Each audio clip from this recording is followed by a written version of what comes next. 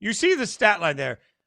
Incredible day by Aaron Rodgers, and two teams that we thought were going to be defined by their defensive abilities instead ended up in a shootout of just offensive explosion after offensive explosion. Revenge games for both sides because it's Aaron Rodgers against the Jets, but it's also Justin Fields against the Steelers. And Aaron Rodgers goes out and throws 4 tutties in his debut. Caroline, I don't know the best way to prepare crow, but I've got a full plate of it to eat because certainly I've spent months saying Aaron Rodgers is washed, and I don't think the Steelers are going to be any good. I'm not sure my opinion is going to drastically change. I thought the Steelers were going to win this game coming into the season, but my God, Aaron Rodgers looked spectacular, and I will always be one to stand up loudly at the podium and tell you when I'm right, and I will tell you when I was wrong. And Aaron Rodgers was everything in this game we haven't seen in years. I mean, that was a version of Aaron Rodgers that looked like the best of Aaron Rodgers, and it's going to be tantalizing. And I don't know. I'm going to say I don't know right now whether or not we should go all in and suddenly everything's great. It's like when you're back with your crazy ex after a couple of good dates. Is it really going to last forever, or is she still crazy? I don't know if this is going to sustain for Aaron Rodgers, but right now for 1 week, I know he was right.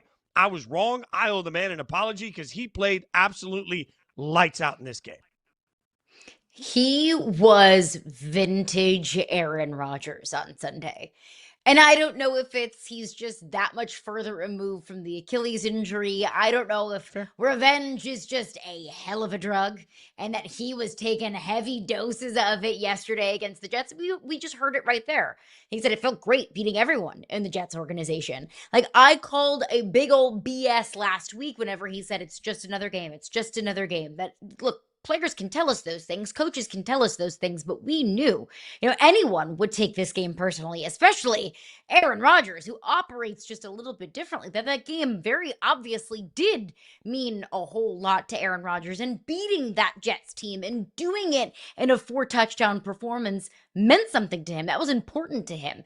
And as us, I love that for him. As us, for fans, I love that we got to see a kind of MVP type of Aaron Rodgers performance that we saw several years ago in his last couple of years with the Green Bay Packers. Again, I'm not saying he's an MVP, contender. Maybe he is, maybe he's not. I'm saying that today, but I'm saying he looked like his MVP self. And that was just frankly very fun to watch. I also just want to extend my dearest condolences to Jets fans very quickly. I don't remember the last time that the Jets scored 32 points, but to do it in a losing effort is just knife to the heart, Fitzy. Knife Yeah, to I the mean, heart. there is a large part of this that the most inexcusable portions of this game were the way the defense is played. And I do mean both defenses. Like Justin Fields getting out on a naked bootleg, get a touchdown when you knew that was the one thing they were going to do. Like, yeah, Justin Fields' ability to run all over the Steelers defense shocked me. And Fields played particularly well. If this game turns out, if the Jets make a kick at the end, all of a sudden, the Steelers miss a kick. Like, all of a sudden, we end up in a situation where, man, we're talking about Justin Fields and the resurgence of Justin Fields. 16 to 22 for 266, 3 touchdowns there. Justin Fields was very good in this game, too. But if we're also going to take the overarching theme, both of these defenses were bad. And that was the surprising part of me for the Steelers, because certainly, as I've said coming into the season, we expected the Steelers defense to be really their calling card. It's going to get them through a quick early start, a hot early start, I should say, and then things fall off a little bit in my mind at the end. Well, that defense that we saw yesterday, I think that's pretty scary that they let the Jets go off on them like that.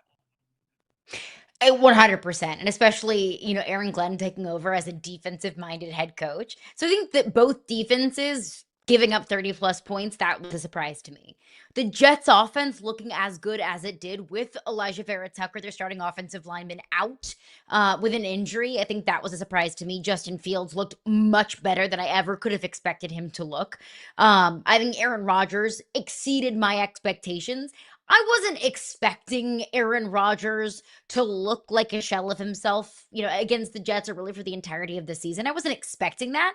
I frankly just didn't really know what to expect. I didn't really know what percentage of Aaron Rodgers' former self he still had left. If you would have told me, hey, Aaron Rodgers is still 90% of who he was in his prime, I probably would have believed you. If he said Aaron Rodgers is about 50% of what he was, I probably would have believed you. I just frankly didn't know what to expect. And I don't know if Aaron Rodgers and this Steelers team for the majority of a 17 game season are going to be able to put up 30 plus points. I don't know if the Steelers offense is going to be hitting on all cylinders like they were on Sunday. Maybe that's more so just the product of a really lousy Jets defense. That's kind of the fallacy of week one. We don't really know what is the story. Was it this because of that or that because of this? But I think that you can at least say that week one of the Aaron Rodgers experiment in Pittsburgh, a resounding success.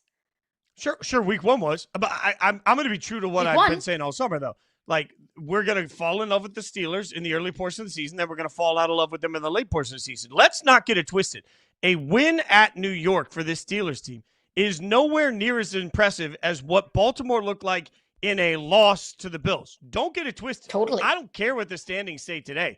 The Ravens are still clearly a better team. Like, I'm not suddenly sitting here saying, oh my God, the Steelers are headed to the playoffs. I'm not sitting here saying the Steelers are going to win their division. I'm not doing. The Steelers are not part of the class of the AFC. They just got a really good of course win. Not. And I think it's important to just delineate here. Like, there is a large separation in my mind between where the Ravens are, the Bills are, and where a team like the Steelers are. The Steelers were better than expected. And because of that, particularly Aaron Rodgers being better than expected, it's really easy for everybody to hop on the hype train and make it something it isn't. This is still a Steelers team that I think best case scenario is barely breaking above 500 and trying to crack their way into the playoffs. That's best case scenario for the Steelers. I don't think anything we saw yesterday changes my opinion on that. Well, you said it was a really good win. I don't agree. It was a win. It was a win and not a really good one. It was a little bit more difficult probably than we all anticipated, but it was a win, and a win is a win, and you take it, you survive, and you advance, and you live to die another day. I think, though, if this game had gone completely opposite of how it did go, if it was a low-scoring defensive slugfest that the Steelers were just barely able to eke by like 9-6, we wouldn't be talking about the Steelers in the way that we are now. I think it's why we're all so attracted to offense, that offense is so sexy. And seeing Aaron Rodgers, a future Hall of Famer, an MVP in this league, a Super Bowl champion quarterback, do what he did. It's so much easier to fall in love with a Steelers team that just barely squeaked by in a high scoring effort versus barely squeaking by in a low scoring effort. Yeah, this is a Steelers team that let Justin Fields go 16-22 for 218 in the air with the touchdown. It's a Steelers team that also let the Jets run for 182 yards on the ground over the course of this and gave up 2 rushing touchdowns to Justin Fields. It is not all sunshine and roses, but it was a big win nonetheless.